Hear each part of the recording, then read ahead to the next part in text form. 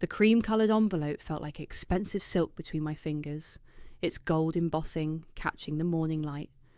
I didn't need to check the return address to know who it was from. Only Kaya would send a wedding invitation that weighed more than my morning coffee.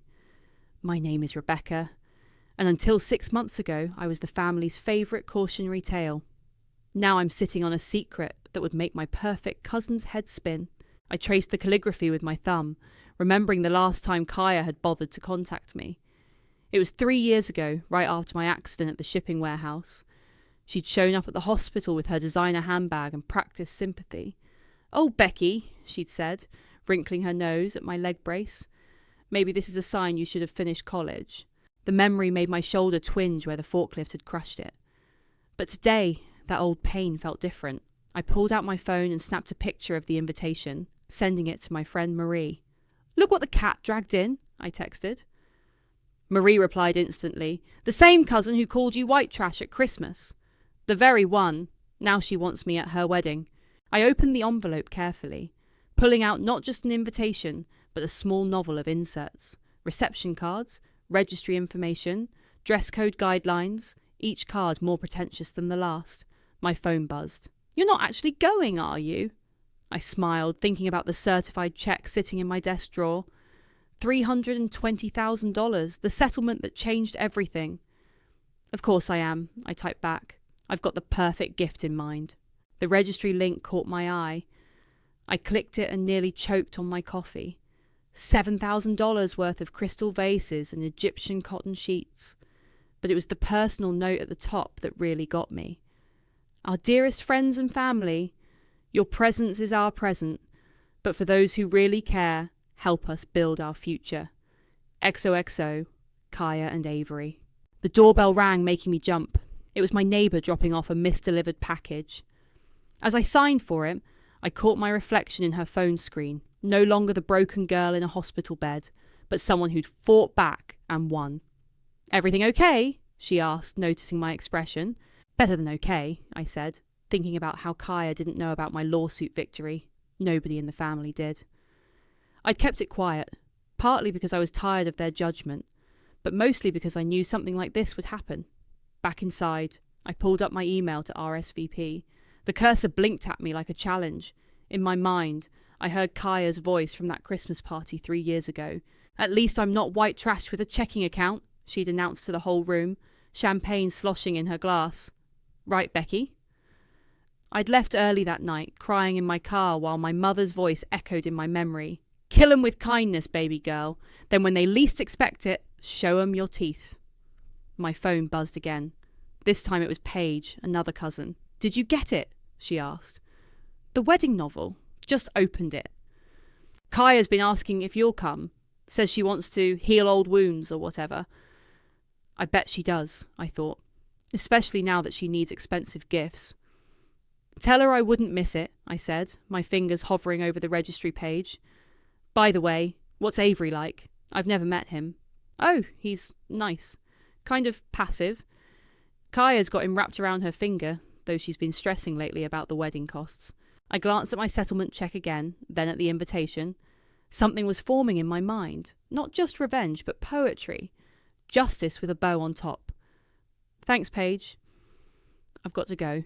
Need to plan my gift." I opened my laptop and pulled up the court documents. The final judgment against the shipping company was public record after all. And what's more personal than sharing good news with family? My mother's photo watched from its frame on my desk as I started typing my RSVP. "Dearest Kaya, I would be honoured to attend your special day. Can't wait to share in your joy and share something of my own. Love, Rebecca." I hit send, then picked up the registry list again. $7,000 in gifts.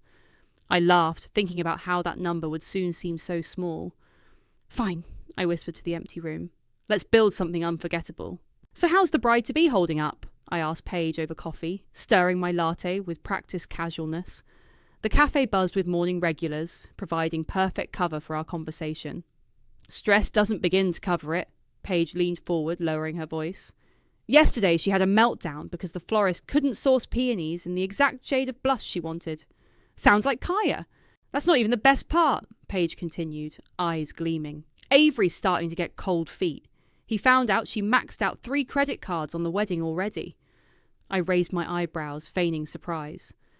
But I thought his insurance business was doing well. It is.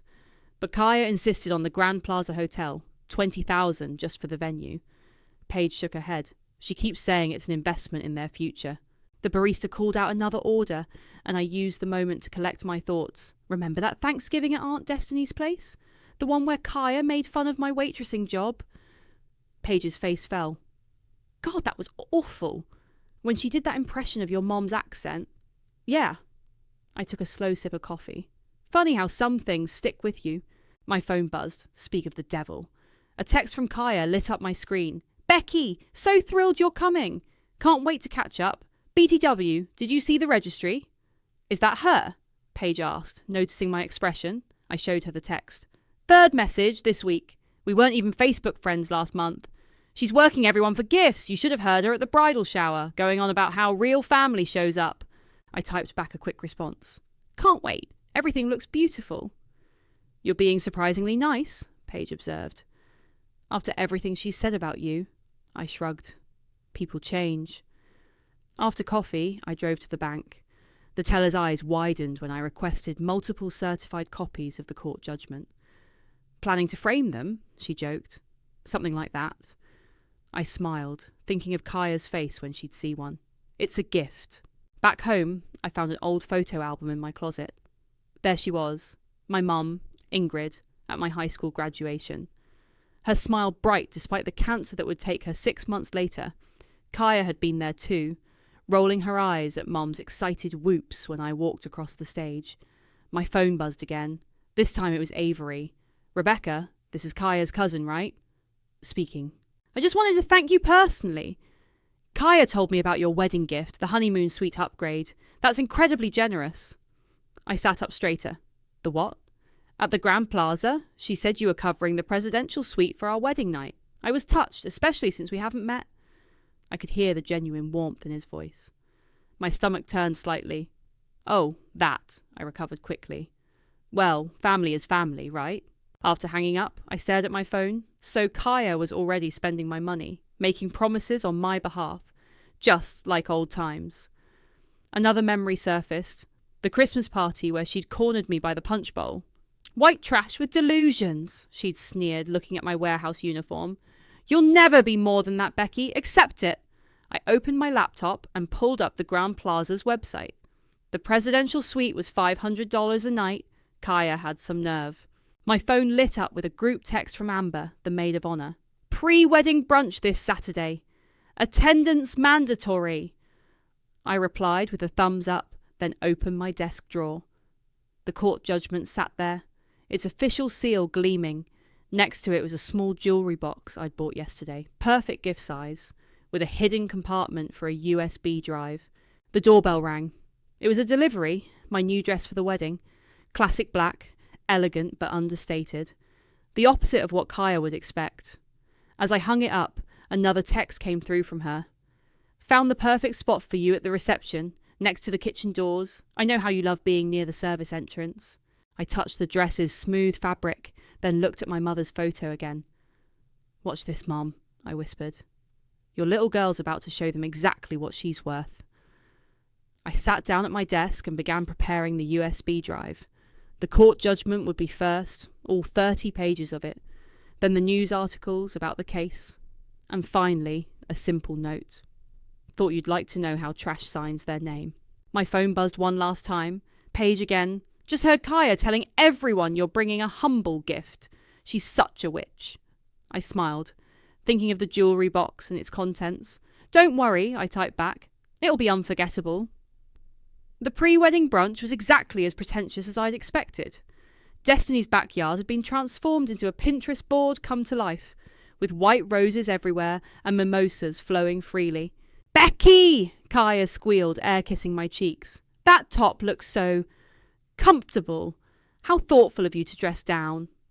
I smiled, adjusting my silk blouse that cost more than her Jimmy Choo knockoffs. You look stressed, honey. Everything okay? Her perfect smile flickered for a second. Just last-minute details. You know how it is. Oh, wait. She giggled. I guess you don't. Amber appeared at her side, champagne in hand. "The gift registry is filling up nicely," she announced, "though some people still haven't contributed." Her eyes fixed on me. "I'm saving my surprise for the big day," I said sweetly. My phone buzzed. Another text from Avery. "Quick question about the suite upgrade. The hotel needs the payment info." I excused myself to take the call. "Avery, we should talk about that." "Is there a problem?" He sounded worried. "Kaya said it was all arranged." "Did she show you any confirmation from me?" Silence on the line. Then, "No, actually. She just said, maybe you should ask her about that." I kept my voice gentle. "And maybe ask about those credit cards too." The line went dead. Across the garden I saw Kaya's face as she checked her phone. Her champagne glass froze halfway to her lips. "Everything all right, dear?" Destiny called out. "Fine, Mother!" Kaya's voice was too high. "Just wedding jitters." I wandered over to the gift table, where a notebook lay open for guests to record their presents. The amounts made me whistle. People were really buying into Kaya's fantasy. "Quite a haul," Paige commented, appearing beside me. Though between us, I heard Avery's parents aren't contributing much. They think the whole thing is excessive. Smart people. Speaking of smart, Paige lowered her voice. "What's this I hear about you and some legal settlement?" I kept my face neutral. "Where'd you hear that?" "My friend works at the courthouse. Said she saw something big with your name on it."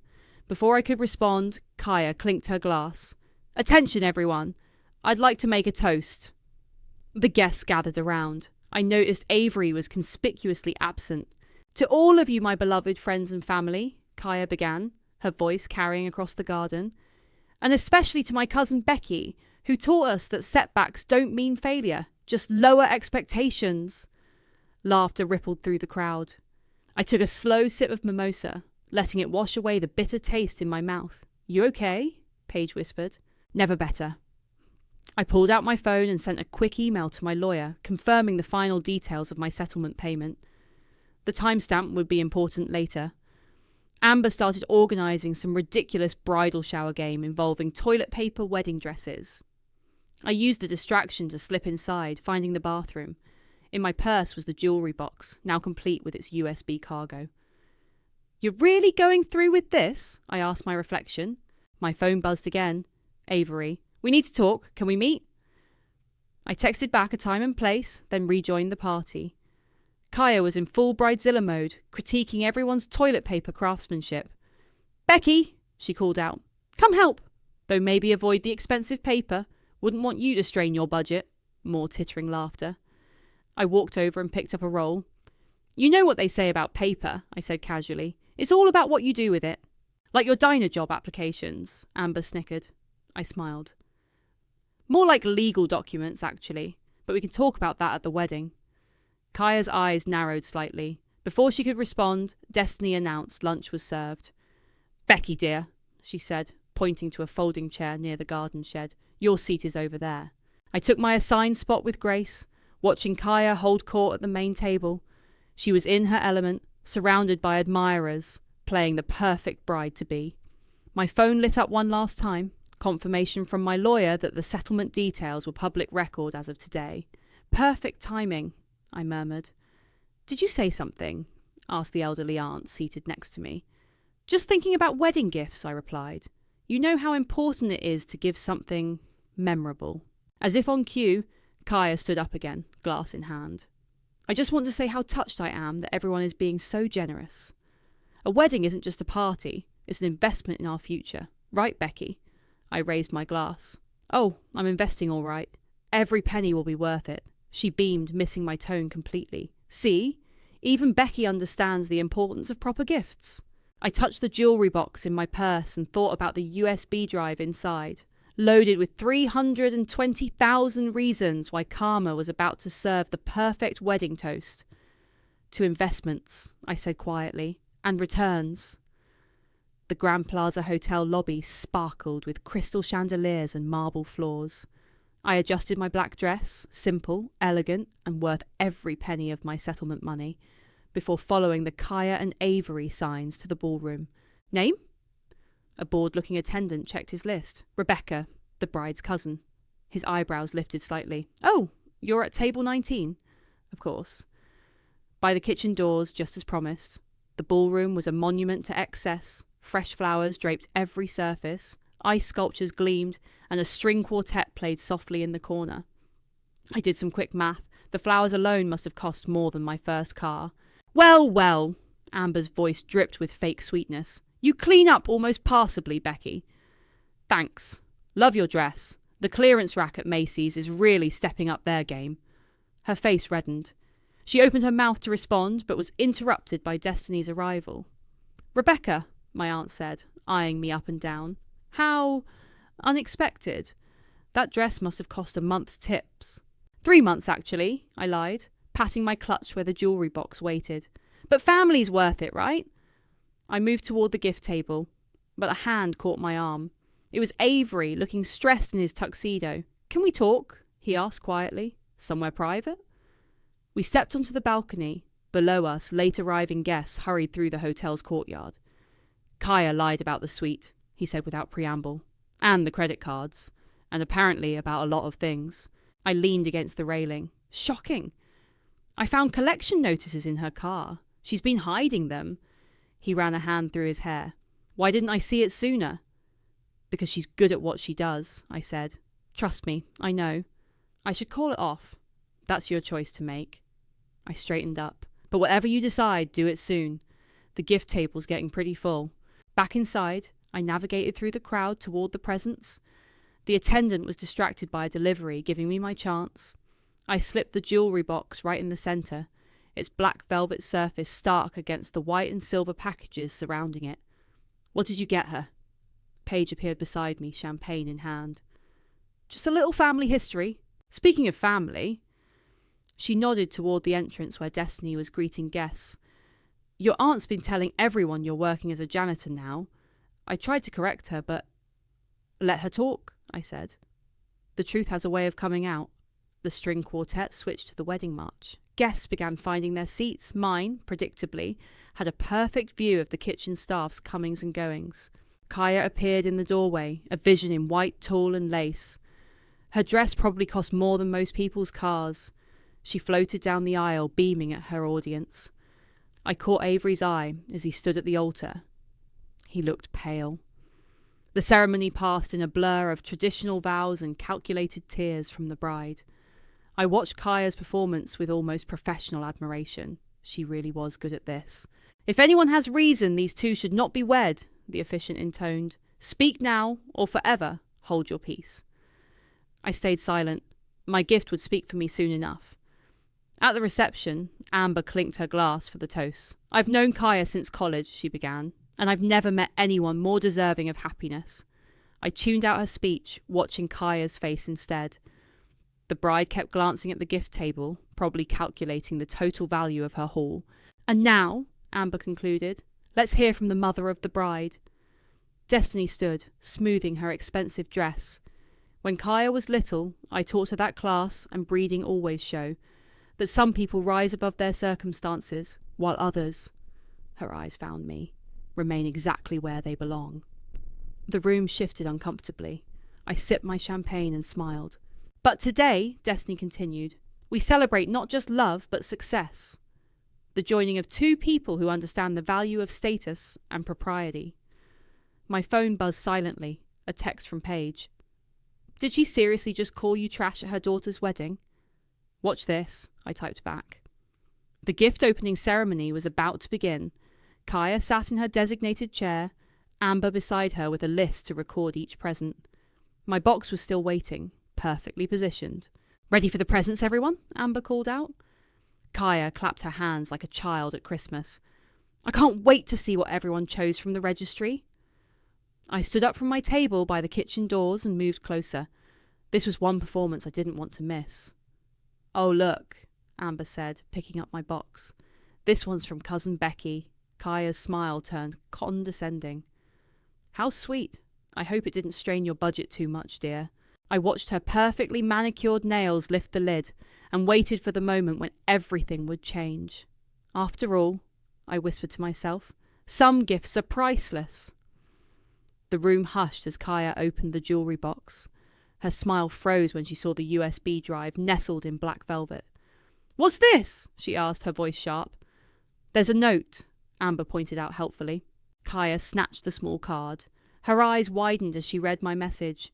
"Thought you'd like to know how trash signs their name." "Is something wrong, darling?" Destiny called from her table. "No, Mother," Kaya's voice wavered. Just need to check something." She fumbled with the USB drive, hands shaking as she plugged it into her phone. I counted silently. 3, 2, 1. The colour drained from her face. $320,000, she whispered, then louder. $320,000. Heads turned. Avery stepped forward. "Kaya, what's going on?" "It's a court settlement," she said, scrolling through the documents. "Becky won. She won." "A lawsuit against Sterling Shipping Corporation," I finished for her, standing up. "Remember when you visited me in the hospital? Called it a learning experience for the working class." The string quartet had stopped playing. Every eye in the ballroom was on us. "You've had this money all along?" Amber demanded. "While Kaya's been planning her dream wedding?" I smiled. "Oh, I'm sorry. Was I supposed to contribute more than the presidential suite you already promised in my name?" Avery's head snapped toward his new wife. "What?" "I can explain," Kaya started, but her voice cracked. She turned to me, eyes blazing. "You planned this. You wanted to humiliate me at my own wedding." "Actually," I said, picking up my champagne, "I just wanted to share my good news with family. Isn't that what you always said we should do, Aunt Destiny? Share our successes?" Destiny stood up, her face rigid with anger. "How dare you turn this joyous occasion into your personal revenge party?" "Revenge?" I laughed. "I'm just following Kaya's example. Remember Christmas 3 years ago, when you called me white trash with a checking account?" The room grew uncomfortably quiet. Several guests shifted in their seats. "Well," I continued, "now I'm white trash with a pretty significant savings account. Funny how things work out." "You bitter, pathetic little—" Kaya started, but Avery cut her off. "Stop!" His voice was cold. "Just stop. First the credit cards, now this. Have you been lying about everything?" Paige, slightly drunk and clearly enjoying the drama, chimed in from her table. "Oh, she hasn't even told you about the student loans yet, has she?" Kaya whirled around. "Shut up!" "Or the second mortgage on her car. I said shut up!" The wedding cake, a towering masterpiece of fondant and flowers, trembled as Kaya slammed her hands on the gift table. A tear shifted precariously. "You're nothing but a bitter parasite," she spat at me. "Money doesn't fix trash." "No," I agreed calmly.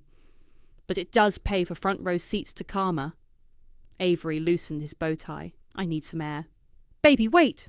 Kaya reached for him, knocking into the cake table. Everything seemed to move in slow motion. The cake swayed, tipped, and crashed to the floor in a spectacular avalanche of purple and white frosting. Pieces splattered across Kaya's perfect dress. "My cake!" she screamed. "My dress!" Amber rushed forward with napkins, but slipped in the frosting. She grabbed Kaya's arm for balance, sending them both tumbling into the sugary mess. I sipped my champagne, watching the chaos unfold. "Should have spent more on the cake stand, and less on the designer label," I mused loud enough for nearby guests to hear. Destiny was trying to restore order, but the damage was done. Guests were pulling out their phones, recording everything. Tomorrow this would be all over social media. "This is all your fault!" Kaya shrieked from the floor, mascara running down her cheeks. "Actually," I set down my glass, "this is what accountability looks like. Something you might want to learn about before maxing out any more credit cards." Avery had disappeared completely.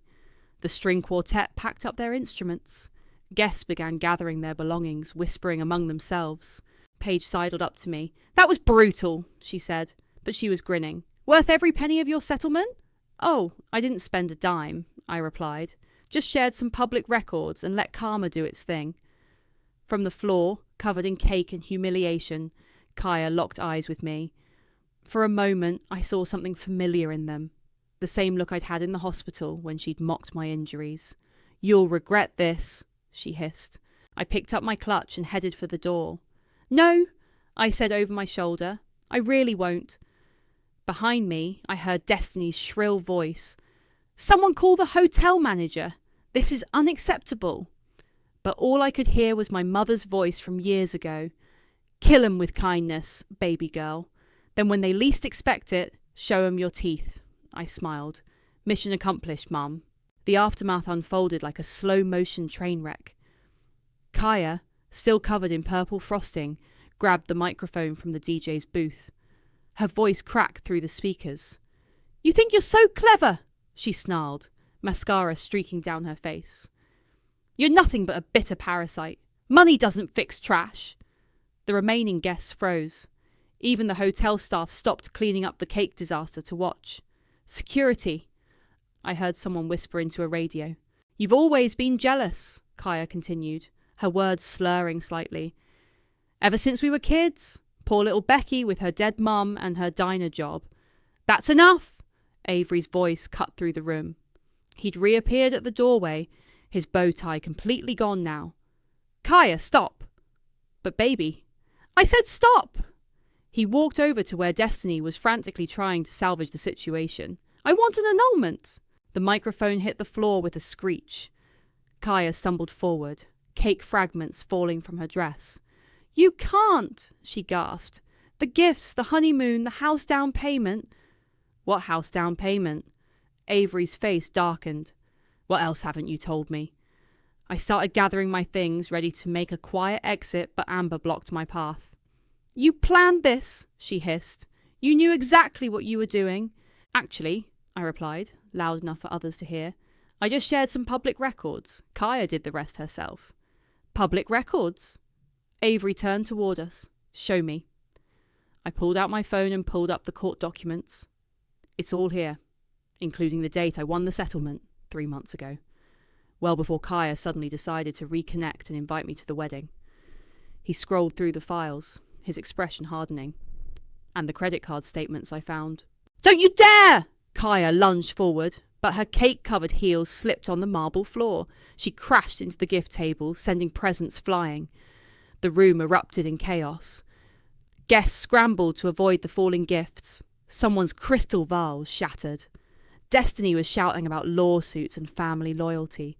"I've called your parents," Avery said quietly to Kaya. "They're on their way to pick you up." "Pick me up?" She laughed hysterically. "I'm supposed to be leaving for my honeymoon." "The honeymoon you can't afford?" He shook his head. "It's over, Kaya. All of it." Paige appeared at my elbow, phone in hand. "This is already trending on social media. Amber's TikTok of the cake fall has 10,000 views." "Delete that!" Kaya screamed, making another grab for Amber's phone. "Delete it now!" 2 security guards entered the ballroom. They took in the scene, the destroyed cake, the scattered presents, the bride having a meltdown, and moved toward Kaya. "Mum," one said firmly, "I think it's time to step outside." "Don't touch me! Do you know how much I paid for this venue?" "Actually," the other guard replied, "we've been informed the payment was declined." The room went silent. All eyes turned to Kaya. "Is that true?" Destiny demanded. "After everything we invested in this wedding?" Kaya's face crumpled. "Mommy, please." "Don't mommy me," Destiny snapped. "How many times did I tell you to be more like your cousin Margaret? She married a doctor, you know." I couldn't help but laugh. The sound echoed in the quiet room. "Something funny?" Destiny turned on me. "Just appreciating the irony," I said. "All those years of looking down on me for being common, and here we are." "Here we are indeed," Avery said. He handed me back my phone. "Thank you for showing me the truth, even if your timing was dramatic." "Speaking of timing," Paige interrupted, "Kaya's meltdown video just hit 50,000 views." Kaya let out an inhuman shriek and lunged for Paige's phone. The security guards caught her arms. "Ma'am, you need to leave now." "This isn't over," she spat at me as they led her away. "You'll regret this, Becky. I'll make sure of it." I watched her go, purple frosting trailing behind her like breadcrumbs. "Well," I said to no one in particular, "I guess that's what happens when you build a wedding on credit cards and lies." The remaining guests began filtering out, whispering among themselves. Hotel staff moved in to clean up the destruction. Avery stood alone by the head table, staring at his wedding ring. "Need a drink?" I offered. He smiled weakly. "Maybe several." He paused. "You knew this would happen, didn't you, when you RSVP'd?" I knew Kaya would show her true colours eventually, I said. The cake was just a bonus. My phone buzzed. A text from Marie. Just saw the videos. You okay? I looked around the destroyed ballroom at the scattered remnants of Kaya's perfect day and typed back, never better. Sometimes karma doesn't just knock. It kicks down the door and makes itself at home. 3 days after the wedding disaster, my phone wouldn't stop buzzing. News had spread through the family like wildfire, and everyone wanted details. Did you see? Paige texted. Kaya cancelled the honeymoon. The travel agency's demanding their deposit back. I was about to reply when another message popped up. This one from an unknown number. You ruined my life. Hope you're happy. K. I blocked the number and poured myself a coffee. My laptop screen showed Amber's now viral TikTok of the cake incident. The comments were brutal. Bridezilla got what she deserved. That settlement reveal was chef's kiss. Anyone else notice the groom just leaving? My doorbell rang. It was Marie with breakfast bagels and a concerned expression. You look too calm for someone who just nuclear bombed a wedding, she said, settling onto my couch. I feel calm, I replied. Maybe too calm? Having second thoughts, I pulled out my mother's photo from the desk drawer. Remember what Kaya said at Mum's funeral? That she probably died of embarrassment over having a daughter who worked at a diner. Marie's face darkened. Yeah, I wanted to punch her then. Well, now she knows what real embarrassment feels like. My phone buzzed again, Avery this time. Filed for annulment this morning. Thank you for opening my eyes, even if the method was unconventional. Speaking of unconventional, Marie nodded at my laptop. Have you seen the latest? Destiny's trying to do damage control. I pulled up Facebook. Sure enough, there was a long post from my aunt. Regarding recent events at my daughter's wedding, I want to address the malicious actions of a jealous relative who chose to destroy a beautiful celebration. Money cannot buy class. Wow, Marie whistled. She really doesn't get it, does she? Before I could answer, another text came through, Paige again. Family emergency meeting at Grandma's house tomorrow. Destiny's organising it. You coming? Not a chance, I typed back. Smart. BTW. Kaya's been calling everyone asking for loans. Apparently, she's got collectors calling. I set down my phone and walked to the window.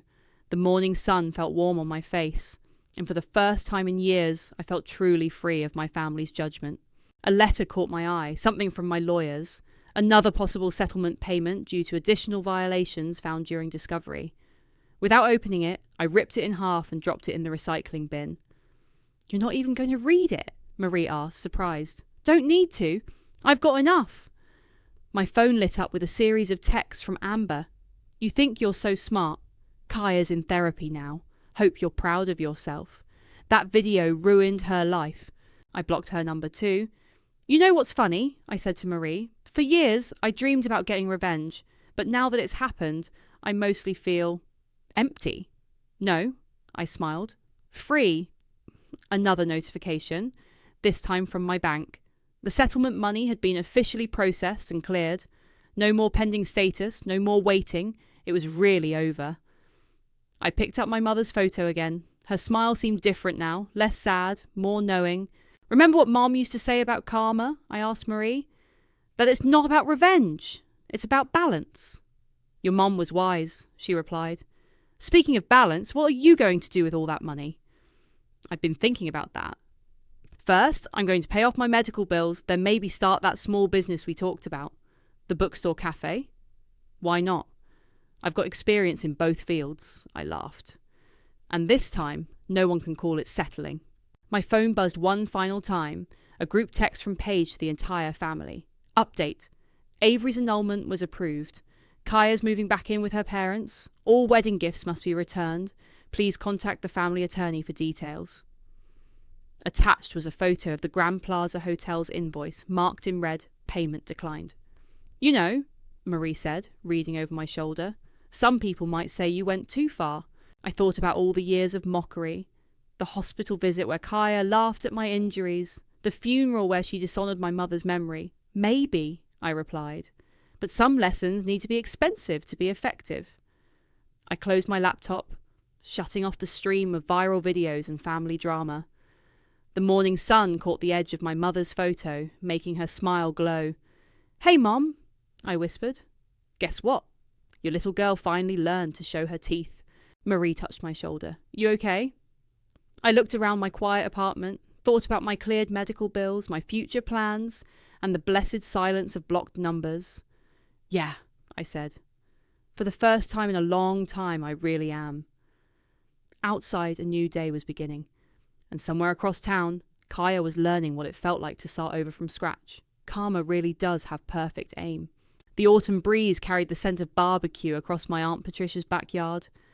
Another mandatory family gathering, but this time I walked in with my head high, wearing a casual designer dress that cost more than Kaya's returned wedding cake.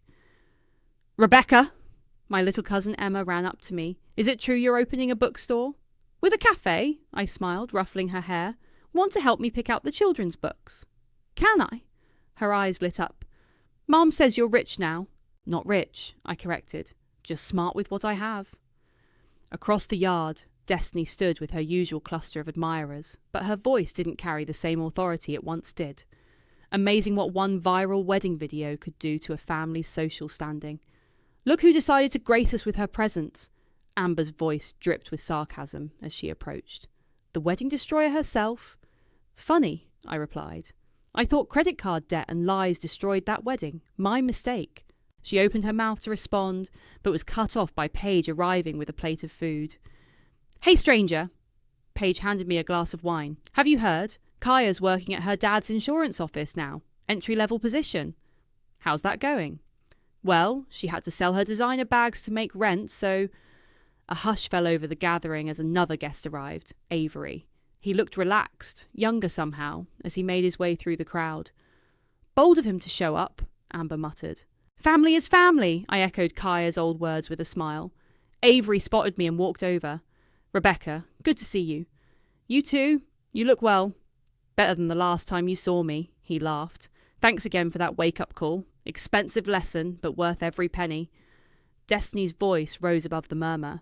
Really, the audacity of some people to show their faces after what they did to this family. Still bitter? Avery asked quietly. Give her time. I sipped my wine. She'll find someone else to criticise eventually. Emma tugged at my dress. Can I see your store when it opens? Of course, sweetie. You'll be my first customer. Speaking of customers, Paige interjected, guess who applied for a barista position at your cafe? I nearly choked on my wine. You're kidding. Nope. Kaya sent in her resume yesterday. Apparently, she didn't realise it was your business. The irony was almost too perfect. I pulled out my phone and found the application in my email. Well, I said, showing it to Avery, looks like Karma has a sense of humour. He read it and laughed. Are you going to interview her? I might, I smiled. After all, she does have experience serving people. A commotion near the house drew our attention. Kaya had arrived wearing something that looked decidedly off the rack.